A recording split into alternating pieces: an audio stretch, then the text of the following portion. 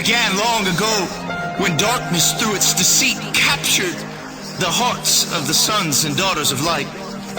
We looked for light, but we found only darkness. We searched for bright skies, but walked in gloom. We fumbled like the blind along the wall, feeling our way like people without eyes. We were destined to fall, even in the brightest days. We stumbled as if it were dark. Among the living, we were like the dead. We looked for justice, but it never came. We looked for rescue, but it was far from us. So he himself stepped in to save us with his strong arm and his justice to sustain him. He put on righteousness his armor, salvation his helmet.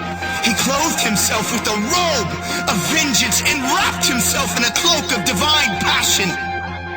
He slipped out of his royal garments, left eternity to enter time, divinity to wrap himself in humanity. The sea of glass for the ocean of separation. He left peace and for the first time felt pain. Because the very hands that held the stars were now sentenced to wear my scars. It was love that purchased this traitor's heart. It's what the prophets spoke about when they envisioned light living in men once again. For this reason, I am legend, predestined for greatness, built for the final hour. I was born for this, with weapons in hand, armor in place.